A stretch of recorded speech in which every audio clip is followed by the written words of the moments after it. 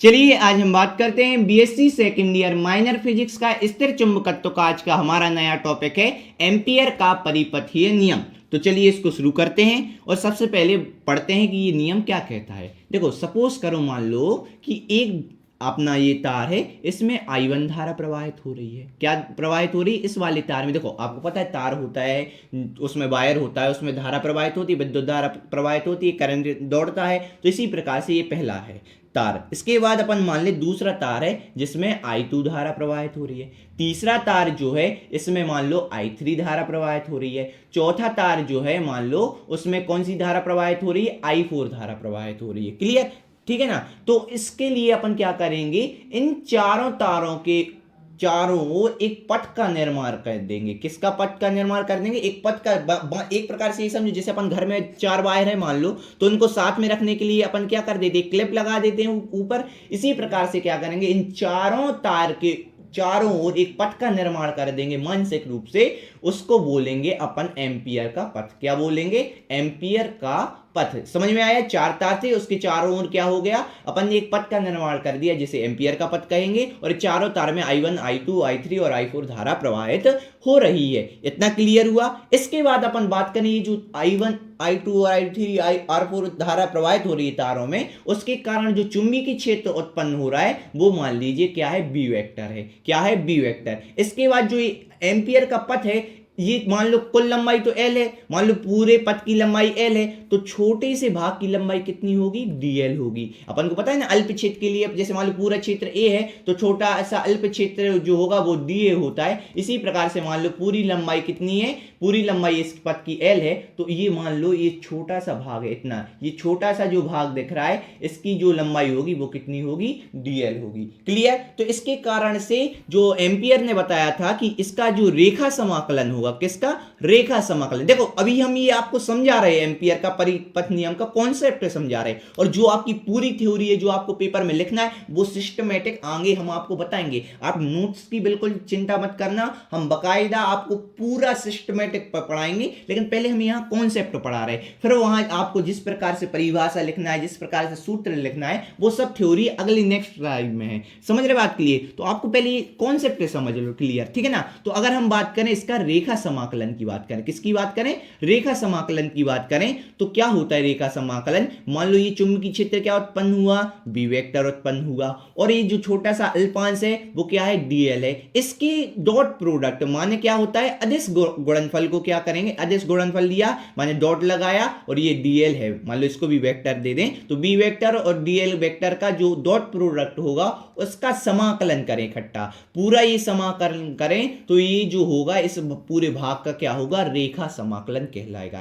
देखो रेखा समाकलन जरूरी है आपको जानना कि क्या कहलाता है। रेखा समाकलन क्या कहलाता है कि सबसे पहले जो अपना ये पूरा चारों तार हैं, चारों वायर हैं, उसके चारों एक परिपथ का निर्माण कर दिया गया, तो उसके कारण अगर अपन रेखा समाकलन का मान निकालें तो रेखा समाकलन क्या कहलाता है? इस पूरे परिपथ का जो चुंबकीय क्षेत्र है और जो छोटा सा अल्पांश है उसका दो डॉट प्रोडक्ट को और फिर उसके बाद समाकलन करने पूरे का, तो वो क्या कहलाता है? रेखा समाकलन कहलाता है। ठीक है ना। तो अब अपन बात कर रहे हैं एम्पियर का परिपथ नियम का क्या बोलता है। सुनो, देखो एम्पियर का, देखो हमने कहा था कि नोट्स बिल्कुल प्रॉपर मिलेंगे आपको। पेपर में कैसे करना है, हेडिंग डालना है एम्पियर का परिपथीय नियम। तो इसके लिए बात करेंगे चुंबकीय क्षेत्र एवं लंबाई के अल्पांश के अदिश गुणनफल का समाकलन चुंबकीय क्षेत्र का रेखा समाकलन कहलाता है। अब भी हमने बताया था ना कि पूरा रेखा समाकलन क्या क्या, देखो चुंबकीय क्षेत्र मतलब बी वेक्टर। क्लियर? और इसका लंबाई छोटा सा लंबाई का अल्पांश, छोटा सी लंबाई कितनी होगी? dl बताया था। उसका अदिश गुणनफल यानी डॉट प्रोडक्ट जो होगा, ये पूरे को क्या बोलेंगे?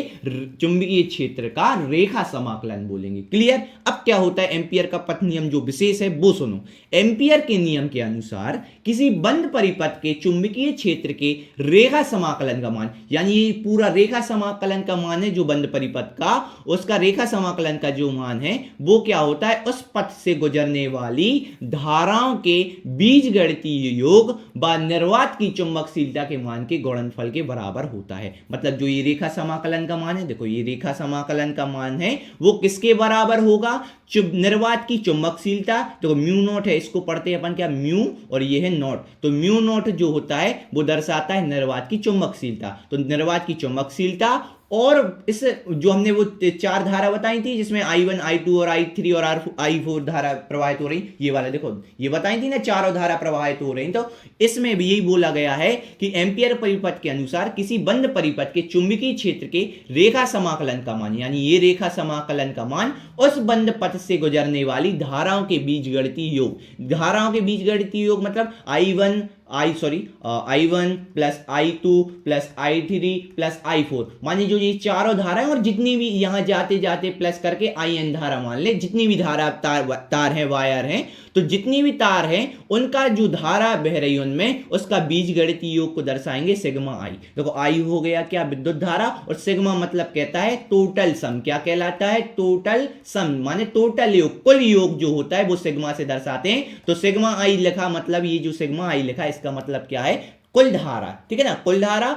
और निर्वात की चुंबकशीलता, निर्वात की चुंबकशीलता क्या कहलाता है, म्यू नॉट से दर्शाते उसको, कि गुणनफल, देखो बीच में कोई चिन्ह नहीं, यानी गुणा है मतलब गुणनफल के बराबर होता है। माने जो सिंपल बात है, एम्पियर का जो परिपथी नियम वो क्या बोलता है कि किसी भी एम्पियर के जो पथ अपन ने जो बनाया है उसका रेखीय समाकलन, उसका रेखा समाकलन, रेखा समाकलन क्या, बी वेक्टर और डी एल जो अल्पांश है उसका अदिश गुणनफल का समाकलन ही हो गया रेखा समाकलन। ये किसके बराबर होता है, निर्वात की चुंबकशीलता यानी म्यू नॉट, और जो टोटल जितनी भी धारा बह रही, इसलिए अपन सिग्मा आई दर्शा रहे, मतलब जितनी भी धाराएं I1 I2 सबको जोड़ दो, सिग्मा में यानी सम, तो पूरी धारा को जोड़ दो, उनके अदिश, उनके गुणनफल, केवल गुणनफल, तो बीच में कोई चिन्ह नहीं तो गुणा, तो गुणनफल के बराबर होता है, यानी रेखा समाकलन का मान म्यू नॉट यानी निर्वात की चुंबकशीलता और कुल धारा के गुणनफल के बराबर होता है। यही अपना कहता है एम्पियर का परिपथी नियम। समझ में आया बात, बिल्कुल हमने क्या बोला, आपको क्या समझाया है कि जो ये रेखा समाकलन का मान है वो म्यू नॉट चुंबकशीलता और कुल धारा के गुणनफल के बराबर होता है। ये कौन कहता है, एम्पियर का परिपथी नियम। तो पेपर में कैसा आएगा क्वेश्चन कि एम्पियर के परिपथी नियम को समझाइए, तो आप सबसे पहले पेपर में कैसे हेडिंग डालेंगे, एम्पियर का परिपथी नियम, ये पूरी लाइन पूरा लिखेंगे कि रेखा समाकलन क्या कहलाता पहले, फिर एम्पियर के परिपथ के अनुसार ये बोलता है, और ये इसका फॉर्मूला हो गया। समझ में आया, क्लियर, बस इतना लिख दोगे आपको नंबर पूरे मिलेंगे एम्पियर के परिपथी नियम के। समझ में आया। इसके पश्चात अपन क्या करेंगे, अगले जो नेक्स्ट लेक्चर है, नेक्स्ट वीडियो है, लेक्चर 4 है, उसमें अपन जो एम्पियर के परिपथी नियम है, जो सूत्र अपन ने निकाला है, वो कहां कहां प्रयोग होता उनके बारे में पढ़ेंगे। ठीक है, आपके सिलेबस में है क्या, अपन पढ़ेंगे परिनालिका के बारे में पढ़ेंगे और टोरॉइड के बारे में पढ़ेंगे। ठीक है ना, तो ये 2 टॉपिक अपन को कवर करना है आगे चल के, तो ध्यान रखना, बहुत इंपॉर्टेंट है। तो लेक्चर को सीक्वेंस से देखना है ताकि आप अच्छे से पढ़ सकें। ठीक है ना, तो मिलते हैं अगले लेक्चर में, तब तक के लिए थैंक यू, धन्यवाद।